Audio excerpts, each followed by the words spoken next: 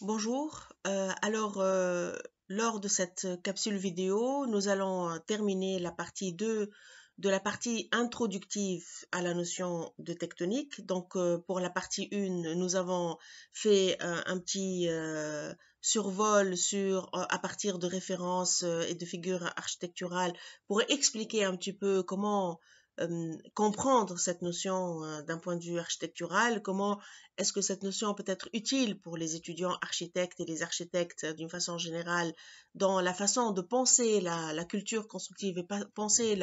la dimension constructive dans leur projet et non pas la laisser a posteriori.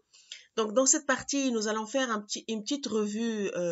de littérature dans le sens où un petit peu je vais vous montrer un petit peu les livres qui font référence dans ce domaine si plus tard vous voulez vous intéresser à cette notion de tectonique. Donc, comme je vous en ai parlé la dernière fois, le livre de Kenneth Frampton, Studies in Tectonic Culture, et à partir duquel nous avons fait certains extraits à la fois de projets ou de références sur lesquels nous avons construit un discours, eh bien, ce livre, c'est une contribution majeure à l'histoire de l'architecture moderne et certains le considèrent comme un manifeste dans le sens où il apporte une nouvelle lecture historique et critique de l'architecture moderne. L'idée principale de Frampton, c'est de dire que face à la commercialisation croissante de l'architecture, pour lui, il voit dans la continuation de la tradition tectonique un acte de résistance et un facteur essentiel au développement futur des formes architecturales. Dans le sens où, pour Frampton, les savoir-faire constructifs ancestraux constituent d'une certaine manière une forme de résistance et de pérennité pour une architecture qui a du sens et qui a fait son temps. Par exemple, dans la culture japonaise, je suppose que vous devez le savoir, dans la culture japonaise, cette forme de résistance se manifeste comment? Eh bien, pour perpétuer le savoir-faire de la construction des structures au bois, chaque 25 ans, ils détruisent le temple et le reconstruisent pour justement transmettre le savoir-faire aux générations futures. Donc, chaque culture adopte cette résistance à sa manière. Donc, cette question de résistance par la pérennité d'une tradition tectonique est, à mon sens, une chose tout à fait remarquable et intéressante et que voudrait peut-être questionner par rapport à nos architectures anciennes ou nos architectures vernaculaires ou troglodytes, etc.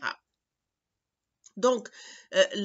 c'est un peu la culture constructive d'une civilisation qui est ici interrogée par le biais de la notion tectonique. Et ce qui donne lieu à un courant de pensée qui est connu, qui est le régionalisme critique, et qui, lui,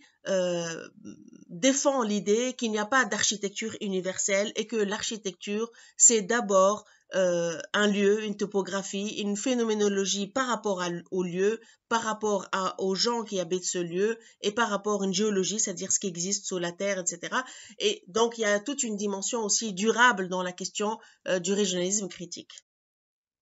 Parmi les références principales donc de la notion tectonique, même si elle existe, elle est en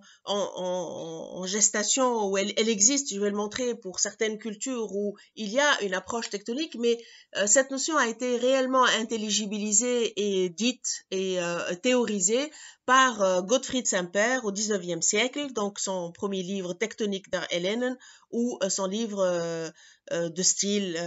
qui est très connu. En ce qui concerne l'architecture, le régionalisme critique, il y a un livre de référence qui est ce livre-ci, Architecture of Regionalism in the Age of Globalization. Donc vous voyez un peu ce rapport entre le local et le global qui est positionné. Comment est-ce que on peut aujourd'hui parler d'architecture régionaliste ou de régionalisme face à la globalisation et face à une internationalisation du phénomène architectural et du phénomène surtout commercial et pécunier derrière le fait constructif, c'est-à-dire les industries qui dominent, etc. Comment est-ce qu'on peut résister et comment est-ce qu'on peut trouver un juste milieu entre les avancées techniques, technologiques, etc. et une architecture locale, réfléchie, en phase avec son temps et contemporaine. Donc, le livre de Kenneth Frampton vient dans le cadre d'une continuité, disons,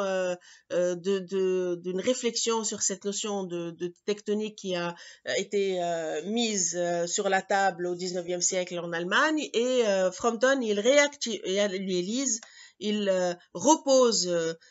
cette notion et propose une lecture donc critique et une lecture nouvelle de l'architecture moderne par le biais de cette notion. D'autres auteurs comme Chopin et Cyril Simonet également ont co-dirigé cet ouvrage, le projet tectonique, mais aussi beaucoup d'articles sur la notion tectonique, donc des articles qui font référence. Donc voilà, aujourd'hui, il y a une communauté qui s'intéresse à cette notion de tectonique. Parmi cette communauté, je fais partie de cette communauté dans le sens où j'ai aussi des thèses de doctorat qui réfléchissent et qui